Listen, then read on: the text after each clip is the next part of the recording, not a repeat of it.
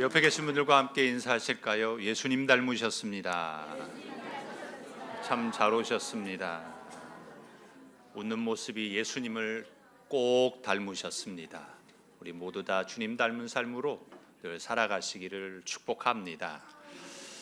누구나 세상에 살면서 멋지게 아름답게 살아가고 싶은 것이 사람들의 마음입니다. 어떤 분의 얼굴을 보게 되면 저 사람은 인상이 너무나 좋다, 참 고상하다, 그 안에 뭔가 인품이 막 너무나 좋아 보인다, 이렇게 보이는 사람이 있습니다. 근데 어떤 사람을 보게 되면 저 사람은 왜 이렇게 인상을 쓰고 있을까? 뭐가 안 좋은 일이 있나? 왜 기분이 나쁜가?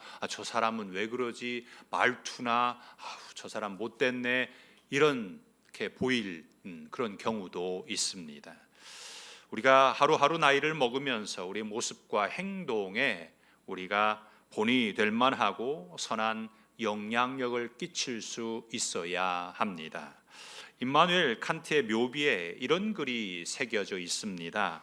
생각하면 할수록 점점 더 커지는 놀라움과 두려움에 휩싸이게 하는 두 가지가 있다. 밤하늘에 빛나는 별과 내 마음속의 도덕률이 그것이다. 철학자 칸트가 그가 살아가면서 중요하게 여겼던 것은 이 땅에서 어떻게 살아가야 되는지에 대한 깊은 고민이 그 안에 있었습니다. 그래서 밤하늘에 별처럼 빛나는데 그것이 도덕률이었어요.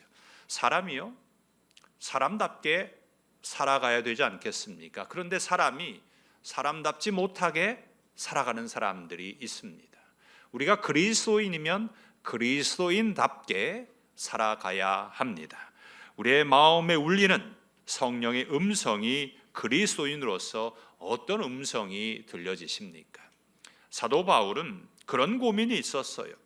두 마음이 자기의 마음속에서 늘 싸운다라는 거죠. 하나는 죄의 법이, 하나는 하나님의 법이 늘 충돌하고 다툼이 있었습니다.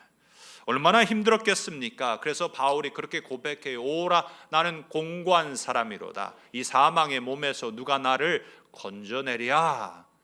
이 바울도 힘들었던 거죠. 율법을 지키려고 도덕적으로 살려고 하는 그 모든 것들이 쉽지 않았습니다. 그래서 칸트도 그 생각을 하면 할수록 두려움에 휩싸였던 겁니다. 이 문제를요, 누구나 다 가지고 살아갑니다. 그런데 해결할 수 있는 힘도 없고 어떻게 해야 할지도 모릅니다. 그런데 바울은 이 칸트의 도덕률의 고민을 로마서 8장 1절과 2절의 성령의 음성을 듣습니다. 그러므로 이제 그리스도 예수 안에 있는 자에게는 결코 정죄함이 없나니 이는 그리스도 예수 안에 있는 생명의 성령의 법이 죄와 사망의 법에서 너를 해방하였음이라. 성령의 법이 우리를 죄와 사망의 법에서 해방시켜 주신 줄 믿습니다. 아멘이십니까? 이 문제로 사실 고민하는 사람이 많습니다. 루터라고 하는 사람이 사제로 있을 때 이것이 너무너무나 힘들었습니다. 고해성사를 하고 자신의 몸을 채찍으로 때리는데도 불구하고 이 문제가 해결이 되지 않는 겁니다. 한 번은 로마에 갔는데 로마에 빌라도의 계단이 있는데 그 계단을 무릎으로 올라가면서 기도하면 그 문제를 해결할 수 있다고 해서 그렇게 해봤는데 그래도 안 되더라는 거예요. 그렇게 번민 가운데 있는 가운데 이 루터가 로마서 1장 17절 말씀, 오직 의인은 믿음으로 말미암아 살리라 라고 하는 이 말씀에서 모든 문제가 해결됩니다. 그리고 종교개혁의 불씨가 당겨졌습니다. 바울도 그렇고 루터도 그렇고 이 사람들은 예수님을 닮은 사람들입니다. 우리도 예수님을 닮은 사람으로 살아야 합니다. 예수님을 믿는 사람이요, 예수님을 닮아야 하는 것이 당연하지 않겠습니까? 바울은 로마 교회에 편지하면서 이제 16장까지 있는 이 로마서 가운데 오늘 15장 거의 마지막 부분에 와서 이 정리를 하게 되는데요, 믿음이 강하고 큰 성도들이 믿음이 약한 성도들을 돌봐주라는 거예요. 받아주라는 거죠. 보살펴야 된다라는 겁니다. 예수님이 우리를 받아주셨던 것처럼 우리도 연약한 성도들을 우리가 돌봐주고 받아 주어야 합니다. 예수님의 오심을 기다리면서 우리가 해야 할 일들을 하실 수 있으시기를 바랍니다. 나를 받아주신 예수님은요, 첫째는 기다려 주셨어요. 기다림입니다. 예수님이 나를 기다려 주셨듯이 우리 또한 연약한 성도들의 믿음의 반석에 잘 설 수 있도록 잘 기다려 주어야 합니다. 부모가 자녀가 성장을 할 때요, 참 인내의 시간을 갖습니다. 그러지 않아요? 오랜 동안 기다려 줍니다. 그런데 자녀는요, 성장하고 난 다음에 부모님이 조금 나이가 들어서 행동도 느리고 하는 그것을 못 기다립니다. 참 안타까울 때가 있어요.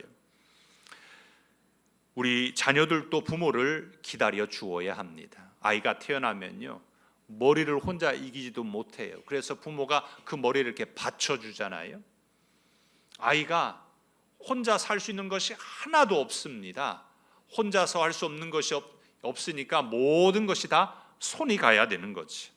혼자서 설 수 있을 때까지 기다려줍니다. 그리고 할 수 있다고 응원까지 하잖아요. 여러분들은 기억 안 나실 겁니다. 아마도 우리 성도님들도 어렸을 적에 뒤집기 할 때 부모님들이요, 와 하고 소리치고 응원하셨을 거예요. 아이가 놀라기도 하지만 그 아이가 뒤집는 거 그거 하나 보고 그 어머니가, 그 부모가 얼마나 좋아했습니까? 그렇게 부모는 자녀가 할 수 있도록 응원을 합니다. 아이가 혼자서 걸을 수 있도록, 걷는 거요, 무지하게 힘들어요. 혼자 서는 것도 힘들잖아요. 수없이 넘어지고 또 넘어지고 하다가 드디어 혼자 서고 한 발을 내디딜 때 얼마나 박수를 칩니까? 밥 먹는 것도요, 혼자서 못 먹어요. 밥을 또 넣어줘야 돼요.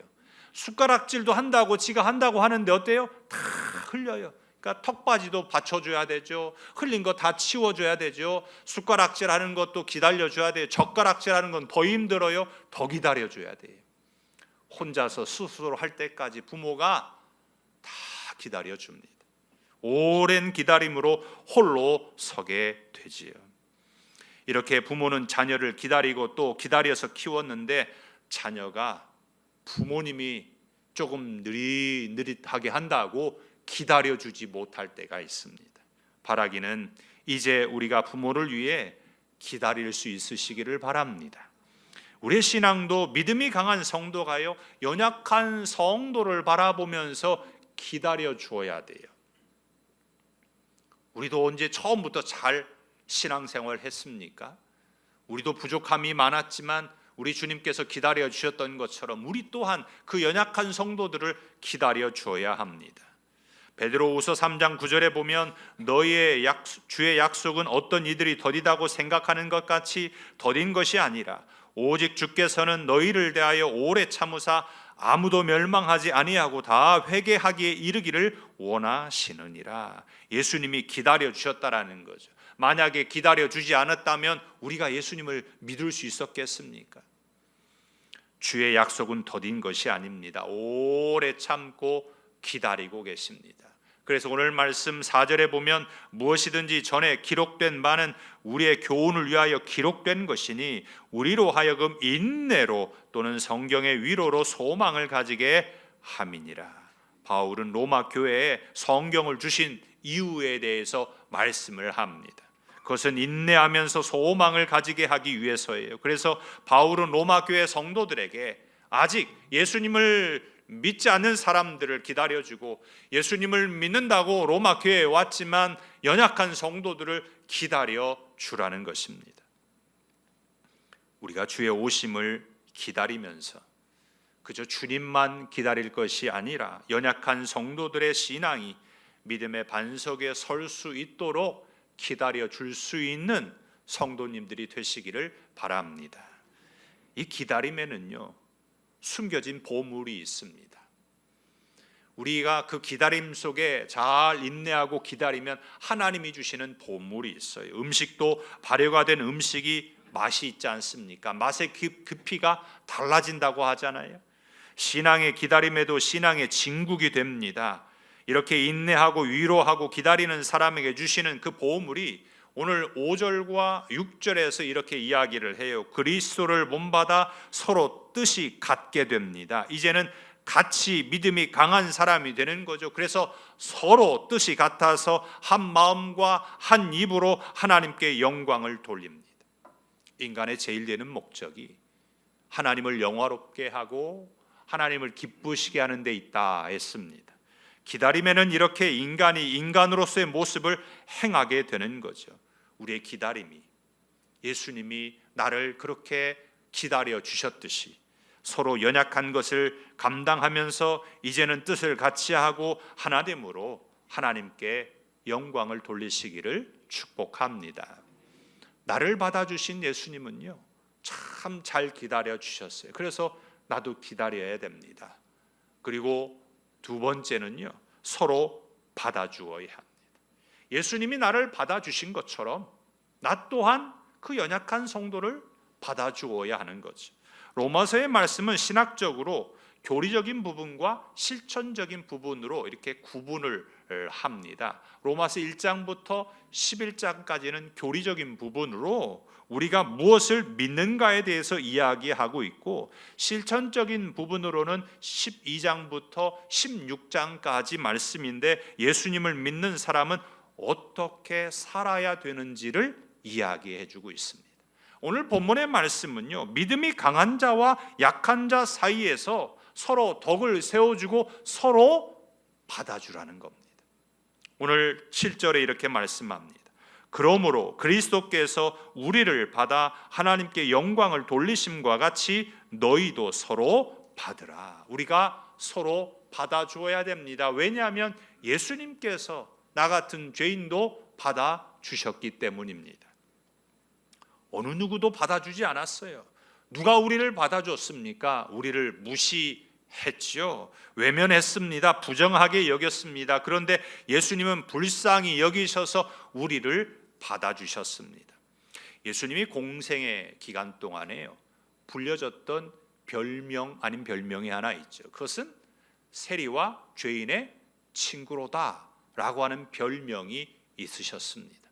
그런데 예수님은 그렇다고 해서 다른 사람들을 대할 때 차별하거나 그 대상을 제한하지 않으셨습니다. 사내들인 공회원이었던 니고데모가 한밤중에 찾아왔을 때도 그 니고데모를 받아주었어요.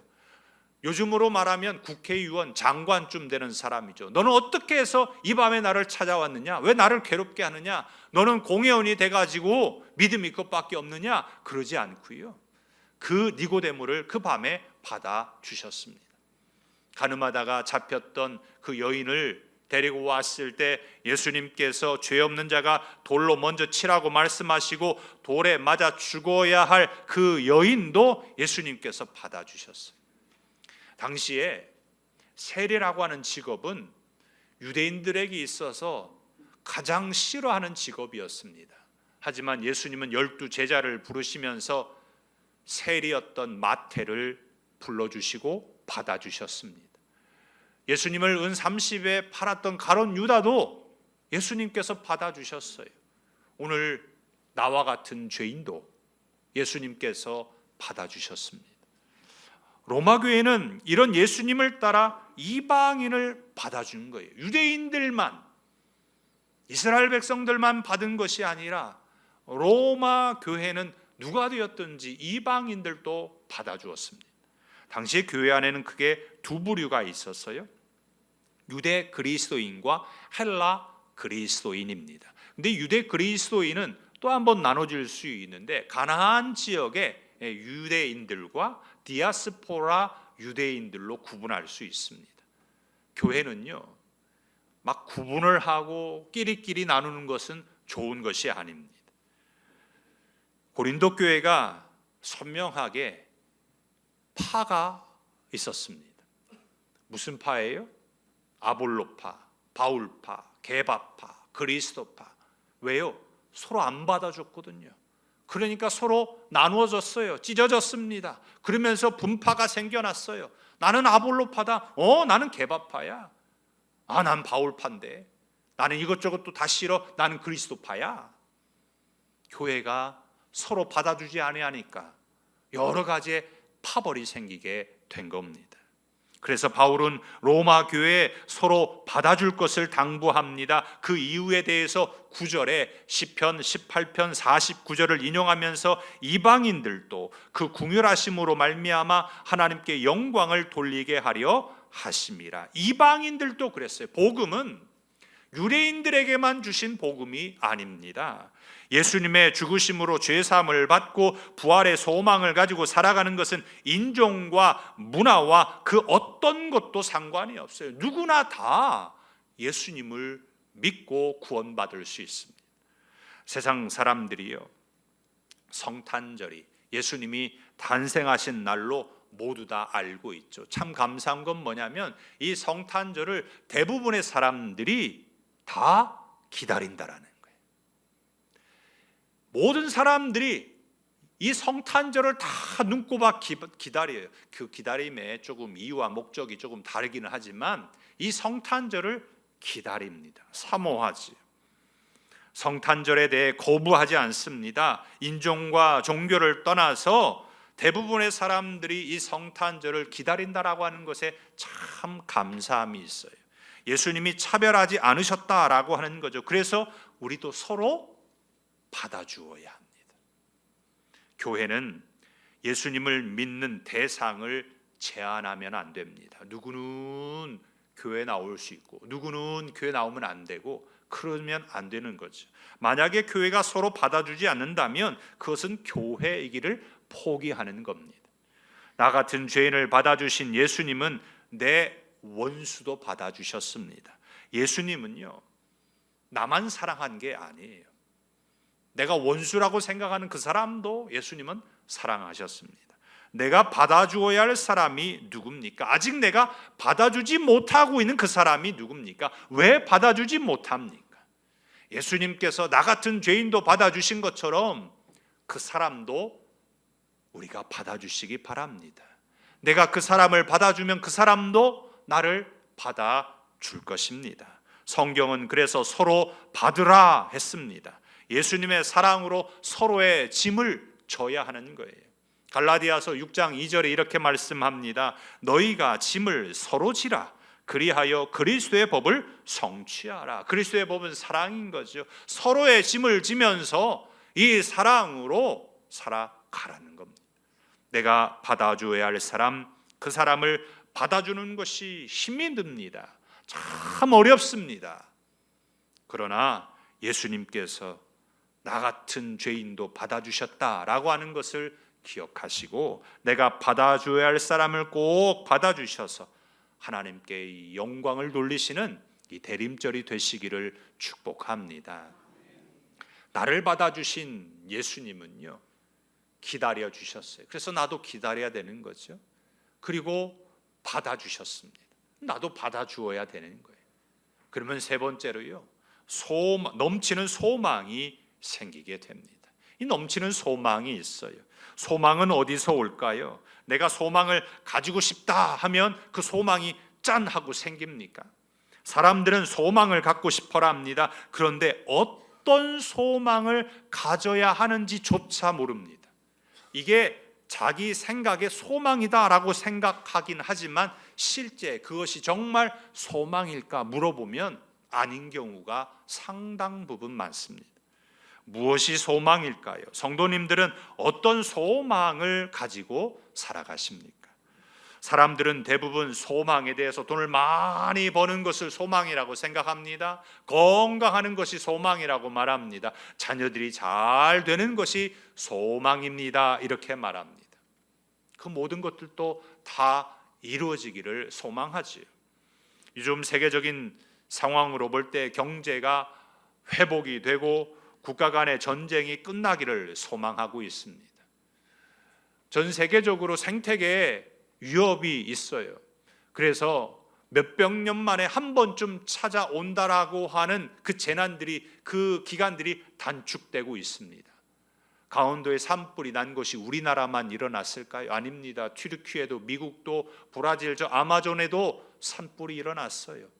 가뭄이 강릉에만 일어났을까요? 아닙니다. 전 세계적으로 일어났어요. 홍수가 우리나라에만 있습니까? 미국에도 지금 홍수가 나서 난리가 났습니다. 사람들의 소망은 다양합니다. 그런데 성경은 우리에게 소망에 대해서 이렇게 말씀합니다. 시편 62편 5절에 나의 영혼아 잠잠히 하나님만 바라라. 무릇 나의 소망이 그로부터 나오는도다. 내가 가지는 소망, 내가 원하는 소망이 아니라 하나님이 주시는 소망이 있다라는 겁니다. 그래서 우리는 나를 받아주신 예수님께 소망을 두어야 합니다. 예수님께 소망을 두어야 되는 이유가 오늘 13절에 이렇게 말씀해요. 소망의 하나님이 모든 기쁨과 평강을 믿음 안에서 너희에게 충만하게 하사 성령의 능력으로 소망이 넘치게 하시기를 원하노라. 소망의 하나님이요, 우리에게 기쁨을 주셨습니다. 예수님께서 우리의 죄를 사하여 주셨기 때문에 우리에게 기쁨이 임하게 되는 거죠. 평강의 왕으로 예수님이 이 땅에 임하셨습니다. 예수님은 믿음으로 우리가 구원을 받습니다. 넘치는 소망은요, 충만이에요. 나는 이렇게 할 수 없지만 성령의 능력이 넘치는 소망을 갖게 한다는 거죠. 성령께서 도와주시면 우리는 소망이 넘치는 가운데 살아갈 수가 있습니다. 오늘 말씀 4절에도 보면요, 우리가 성경을 깨닫게 되는 것도 성령입니다. 성령이 아니고서는 하나님이 주시는 말씀, 진리, 그 교훈을 깨달을 수가 없습니다. 우리에게 주시는 넘치는 소망은 세상과 다른 소망입니다.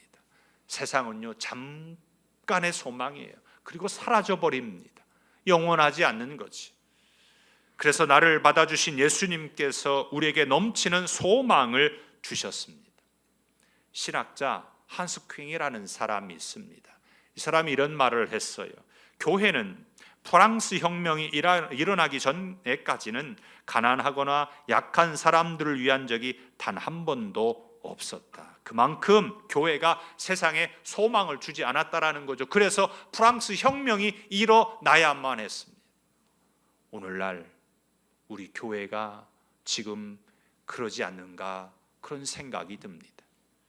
교회는 교회 안과 밖에서 약한 존재로 살아가는 사람들에게 소망이 넘치게 해야 됩니다. 이것이 하나님 나라의 모습이고 성도의 모습입니다. 우리는 세상 속에 살아갑니다. 하지만 세상의 소망에 넘치게 하는 삶의 모습이 우리에게 있어야 됩니다. 그것이 무엇이에요? 그건 거룩함입니다.